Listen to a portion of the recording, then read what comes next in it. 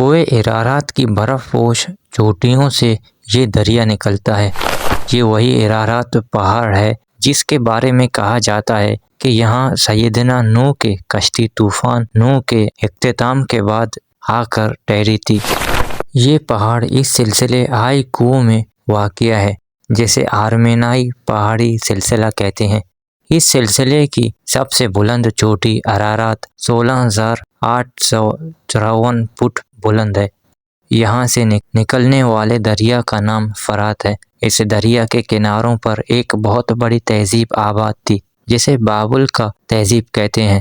اس کے ایک طاقتور بادشاہ بخت نصر نے یروشلم شہر کے اینٹ سے اینٹ بجا دی تھی، یہودیوں کا قتل عام کیا اور جو کوئی ہنرمند تھا اسے غلام بنا کر اسے فرات کے کنارے لا کر آباد کر دیا۔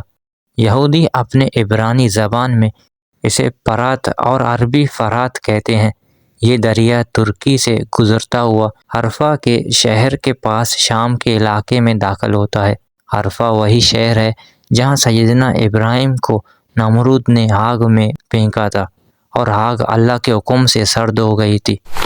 جرابلس کے شہر کے پاس سے گزرتا ہوا یہ دریا اس بڑے صحرا نما میدان میں داخل ہو جاتا ہے جہاں ہیماک اور دابق کے مقامات ہیں۔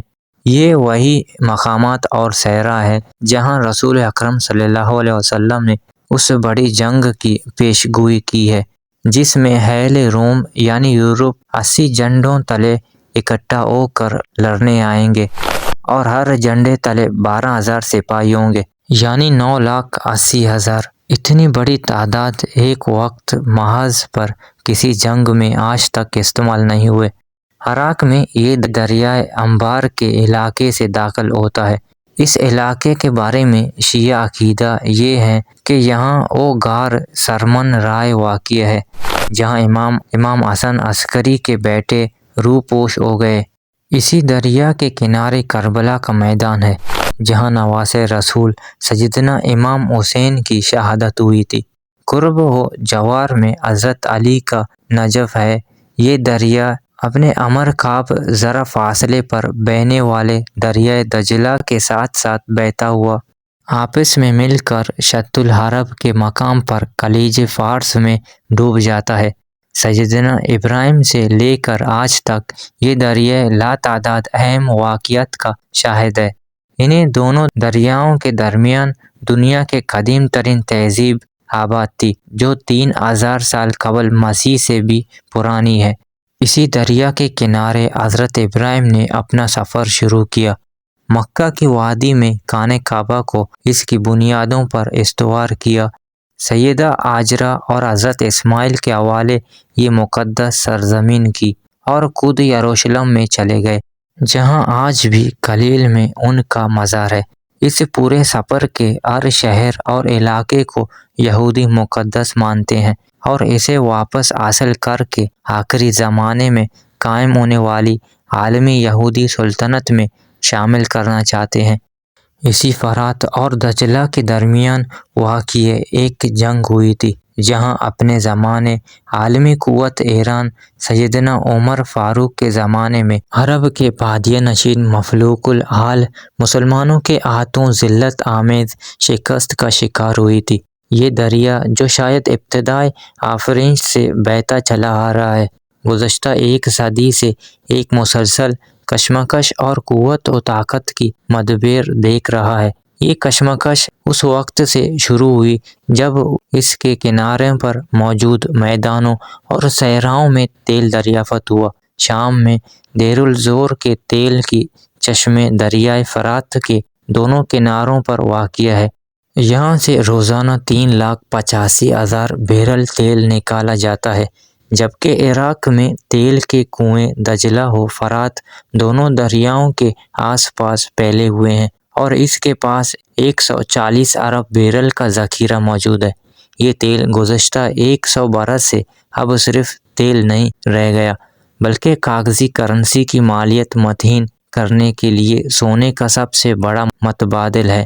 گویا یہ آج کے دور میں وہی حیثیت رکھتا ہے جو رسول اکرم صلی اللہ علیہ وسلم کے زمانے میں سونے کی حیثیت تھی۔ اسی سونے کی تشبیہ دیتے ہوئے رسول اکرم صلی اللہ علیہ وسلم نے فرات کے کناروں کا ذکر کیا ہے۔ آپ نے فرمایا، عنقریب دریائے فرات سے سونے کا پہاڑ نمودار ہوگا۔ جب لوگ اس کے بارے میں سنیں گے تو اس کی طرف چل پڑیں گے، اور جو پہاڑ کے پاس ہوں گے وہ کہیں گے کہ اگر ہم نے اسے چھوڑ دیا تو دوسرے لوگ اسے لے جائیں گے۔ آپ نے فرمایا، پھر اس خزانے کو حاصل کرنے کے لیے لوگ لڑیں گے اور 100 میں سے 99 قتل ہو جائیں گے۔ اور اختتام کے بارے میں بھی حدیث صحیح مسلم اور نعیم بن حماد کی کتاب میں ملتی ہے۔ آپ نے فرمایا، جابر بن عبداللہ سے روایت ہے کہ حضور نبی کریم صلی اللہ علیہ وسلم نے فرمایا، وہ وقت قریب ہے جب عراق والوں کے پاس نفیر اور درہم نہ آئے۔ ہم نے عرض کیا، کس سبب سے؟ تو آپ نے فرمایا، عجم روک لیں گے۔ پھر کچھ دیر خاموش رہنے کے بعد کہا کہ وہ وقت بھی قریب ہے جب اہل شام پر بھی یہ پابندی لگا دی جائے۔ پوچھا گیا، یہ پابندی کس طرف سے ہوگی؟ آپ صلی اللہ علیہ وسلم نے فرمایا، اہل روم مغرب والوں سے۔ پھر تھوڑی دیر خاموشی کے بعد ارشاد فرمایا کہ میری امت میں ایک خلیفہ ہوگا جو لوگوں کو مال بھر کر دے گا اور شمار نہیں کرے گا۔ اس کے بعد آپ صلی اللہ علیہ وسلم نے قسم کھائی اور فرمایا، اس اللہ کی قسم جس کے قبضے میں میری جان ہے، اسلام یقیناً اپنی پہلی حالت کی طرف لوٹے گا جس طرح کہ اس کی ابتدا مدینے سے ہوئی تھی، یعنی فرات پر سونے کے پہاڑ کے لیے ہونے والی جنگ 100 میں سے 99 افراد کی جان لے لے گی، اور اس کے بعد امام مہدی یا خلیفہ مہدی مسلمانوں کی قیادت کریں گے۔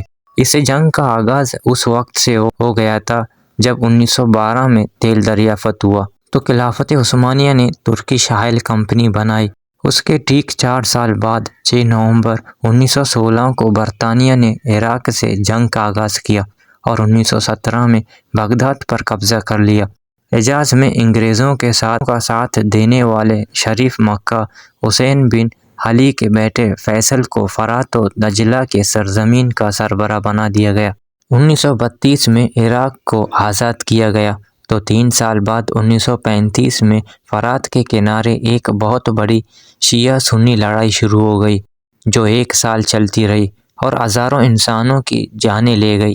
دوسری جنگ عظیم شروع ہوئی تو ایک عرب قوم پرست رشید علی حقیلانی نے جرمنی کی مدد سے بغاوت کر دی اور عراق پر قبضہ کر لیا۔ اسی وجہ سے برطانیہ نے عراق پر حملہ کیا۔ اس خونزیر معرکے میں برطانیہ نے فتح حاصل کی، لیکن تقریباً 7 سال یعنی 26 اکتوبر 1947 تک برطانوی فوجیں عراق میں رہیں۔ اس وقت سے لے کر آج تک یہ خطہ مسلسل حالت جنگ میں رہا ہے۔ بیرون حملہ آور نہ بھی تھے تو آپس میں کبھی شیعہ سنی معرکے اور کبھی قوم پرست عرب یا دیگر کرد قوم پرست حکومت سے الجھتے رہے اور فرات کے کنارے انسانوں کا خون بہتا رہا۔ اسرائیل کے ساتھ بھی 2 جنگیں ہوئی، 1948 اور دوسری 1967۔ دونوں جنگوں میں دریائے فرات پر آباد لوگوں نے ذلت آمیز شکست کھائی۔ 1980 سے 1988 تک چلنے والی ایران عراق جنگ 10 لاکھ انسانوں کا نذرانہ لے گئی۔